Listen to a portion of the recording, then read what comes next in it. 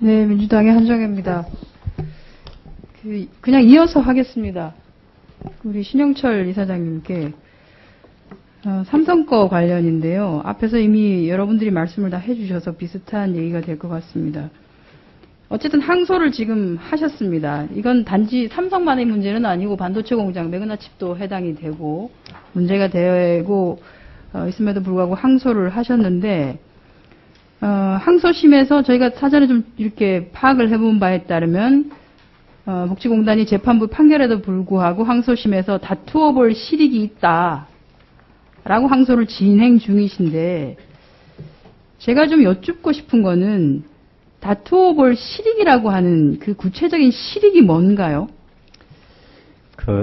전에도 말씀을 드렸습니다마는 재판부에서 과학적으로 검증이 안 된 그런 화학물질도 이제 백혈병을 유발할 수 있다고 추정을 했고 또 그러다 보니까 전반적으로 과학적이나 의학적으로 검증이 안 된 상태에서 추정만으로 그 업무와 질병 간의 그 상당 인과관계가 있다고 이렇게 네, 그러니까 지금 이제 말씀하시는 거는 뭐 원고나 재판부의 비전문성을 지금 문제 삼으시는 거죠. 예, 그리고 또 문제를 한 가지 삼으시는 건데 그러면 적어도 재판부의 전문성을 저는 뭐 100번 어쨌든 믿습니다. 그분들이 어떤 판정을 하면서 전혀 의학적인 근거나 이런 거 없이 그 판결이 미치는 사회적 영향이나 파장을 고려하지 않고 재판을 하시라고 보지 않기 때문에 많은 학자들의 얘기를 듣고 했을 거라고 생각하는데 똑같은 질문입니다. 그럼 100번 양보해서 만약 재판부의 전문성이 믿어지지 않아서 그렇다라고 하면 그 전문성과 관련해서 월등한다고 봐지는 근로복지공단에서 그러면은 해당 질병이 산재가 아니다라고 하는 반증의 책임을 지시는 것으로 제도가 개선되는 것이 맞다고 보는데요. 여기에 대해서는 어떻게 생각하십니까? 그 부분 좀 전에도 답변을 드렸습니다마는 인권위에서 고용노동부에 그런 권고가 있었기 때문에 노동부가 자료를 만들고 하는데 근로복지공단이 개입을 하고 계신가요, 그러면?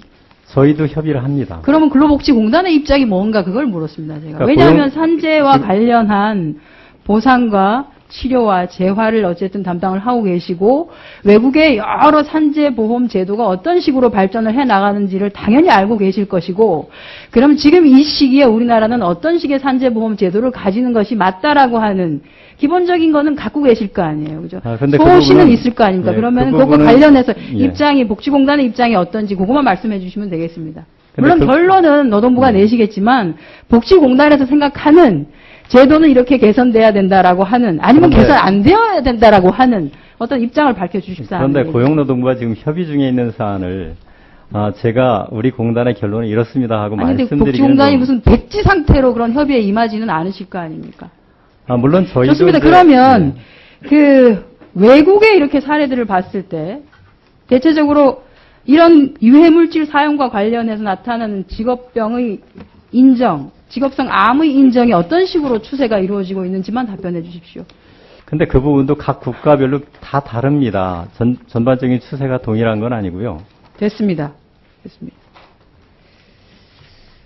위원장님 잠시 그 발언을 끊고요. 의사진행 발언을 좀 하겠습니다. 발언을 다 하시고 가십시오. 네, 아니요. 요것과 관계가 없는 거라서 아까 저희 장하나 의원께서 미리 말씀을 해주셨는데 상황을 좀 중간에 좀 파악을 해봤습니다.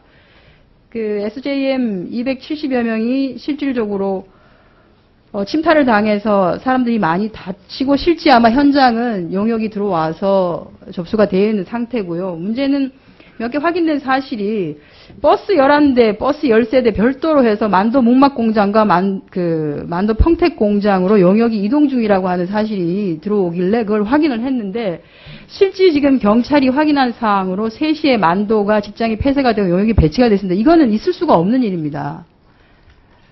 그리고 그것이 백주대낮에 벌어지고 있는 상황을 경찰이 두 눈을 뻔히 뜨고 그냥 보고만 있었습니다. 노동부의 확인을 그 사이에 했는데 노동부는 알아보겠습니다라고 얘기했습니다.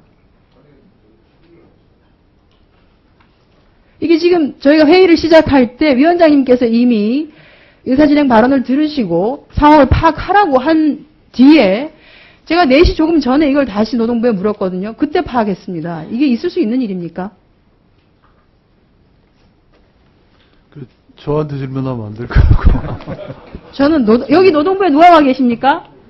여기 산하기관 업무 보고할 때 노동부에 누가 와 계시죠? 누가 와 계시죠? 노동부가 있을 거 아닙니까? 노동부가. 그러면 여기 어떻게 하셨어요? 아까 위원장님께서 질의하실 때 파악하라고 할 때 어떻게 하셨어요? 알아보셨어요? 담당국장이 파악을 했는데 아까 우리도 물어봤는데 아무도 모른다 그러고 알아보겠습니다라고 답변 주고. 그것 때문에 아마 지금 밖에 나가서 상황을 파악하고 있는 것 같습니다.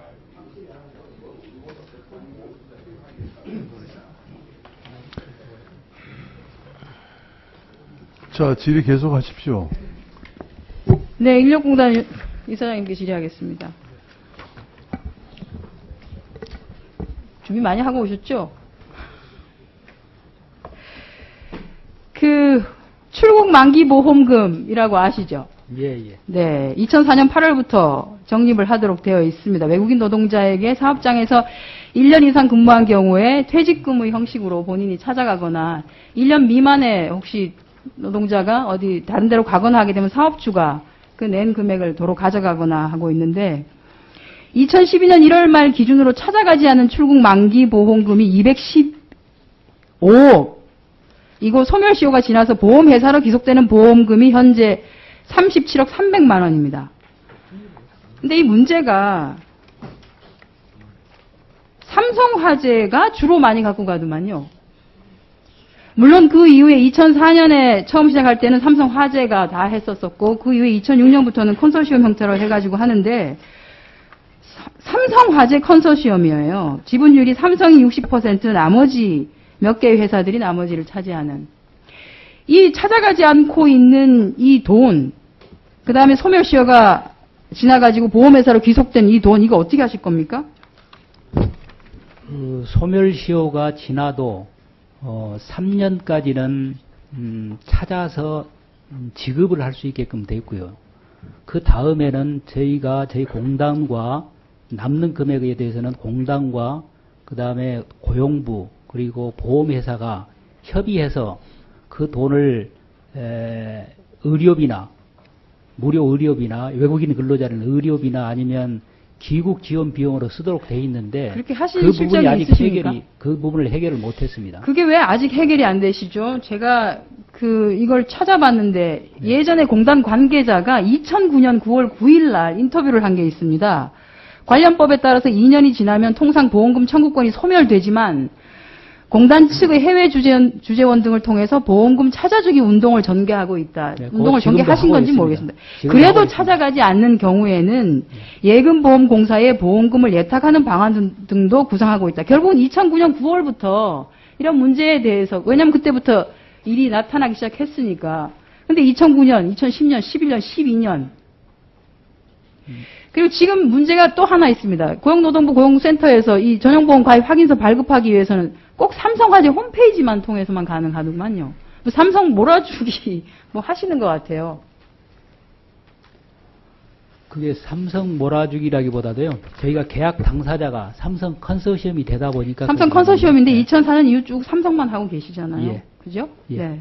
삼성을 특별히 이렇게 사랑하시는 아닙니다. 이유가 삼성을 있으십니까? 특별히 사랑한 게 네. 아니고요. 저희가 공모해서 근로복지공단도 삼성을 많이 되잖아요. 사랑하시는 것 같고, 사랑해서 아프지 말았으면 좋겠다 이렇게 하시는 것 같고, 우리 인력공단도 그러시는 것 같고.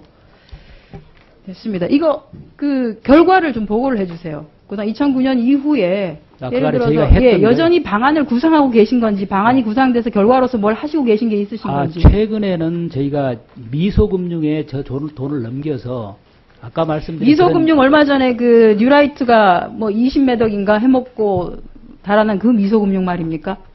물론 여러 가지 부작용도 있겠습니다만 저희는 이 사업을 저희가 직접 하는 것보다는 다른 기관이 보험을 통해서 하는 것이 좋겠다고 싶어서 협의를 했는데 그 부분도 아직 결론은 아무튼 못 냈습니다. 귀속되어 있고 찾아가지 않은 보험금에 대한 예. 방안들을 그럼 별도로 내놔봐 보고를 주시기 드리겠습니다. 바랍니다. 예. 또 하나 우리 인력공단 이사장님께 묻겠습니다. 기술자격 검정원. 예. 아까 인사 말씀에서 국가자격 허브기관으로 도약하기 위해서 국가기술자격 12개 종목을 한국기술자격검정원으로 재위탁하였습니다. 라고 하셨습니다. 이게 민간입니까? 기술자격 검정원이? 민간 비영리법인입니다. 민간 비영리법인인데 고용부 허가를 받은 비영리법인. 네. 한국기술자격검정원 발기인을 이렇게 보면은 5분이 하셨는데 전부 인력공단 출신이세요. 전부 인력공단 출신으로 되셨고 기술자격검정원 임원으로 지금 되어 계신 분 중에 이사장은 비상임인데 노동부시고 사무총장 노동부 그리고 2명의 본부장 인력관리공단 출신이시고 그 일에 대한 전문성이 있는 분들이 스스로 그 법인체를 만든 거라고 이해해 주시면 되겠습니다. 그리고 제가 또 이해가 안 가는 게 이거 사업계획 보고에 들어와 있는 겁니다. 2010년에 지금 12개 종목을 위탁을 어쨌든 하시겠다고 하셨는데 12개 종목으로 벌어들이는 수입이 190억입니다. 2010년 기준으로. 190억이고 지출이 75억입니다. 이걸 하기 위한 지출 금액이. 수지차를 보면 118억이 남습니다. 다른 검정시험은 다 해봐야 사실은 마이너스입니다. 그래서 국고가 들어가죠. 고용보험기금이. 이것만 좀 남습니다. 118억이 남는데 용역금액을 단가를 대충 계획을 삼으신 게 111억을 잡으셨어요. 그러면 수지차가 190억으로 잡았을 때 결국 용역을 111억에 주니까 수지차가 82억이 됩니다. 결국은 수지차 감소가 얼마가 나냐면 36억 정도가 나는데 이걸 용역을 줌으로 해서 그것도 인력공단 출신의 사람들한테 다 줌으로 해서 인력공단이 얻는 게 뭐가 있는지 모르겠습니다. 이 김경엽 의원님도 질의를 하셨습니다마는 저희가 이렇게 넘기고 나서 최근에 분석을 해보니까 1인당 검정 비용이 과거 저희가 직접 했던 때보다 더 저하가 됐습니다. 그래서 전체적으로 저희 인력공단이 원래 의도했던 것은 전체적인 자격의 품질을 높이는 것이 중요한 일인데 검정 집행 업무에 집중하다 보니까 그 일이 좀 소홀히 지급됐던 겁니다. 그래서 자격의 품질을 높이는 일에 좀 역량을 집중하고 그 다음에 검정 집행 업무는 아까 말씀하셨듯이 효율성을 코스트를 다운시켜서 효율성을 높이겠다는 그런 의도로 했었는데 실제 지금 비용은 저희 인력공단 1인당 인건비보다는 지금 검정원 직원 1인이 받는 인건비가 더 낮기 때문에 실제로는 그 효율성 측면에서 나은 것으로 지금 분석이 되고 있습니다.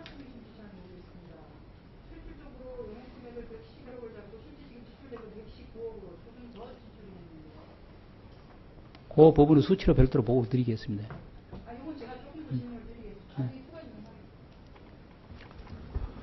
다음은 최봉홍 의원님 질의해 주시기 바랍니다.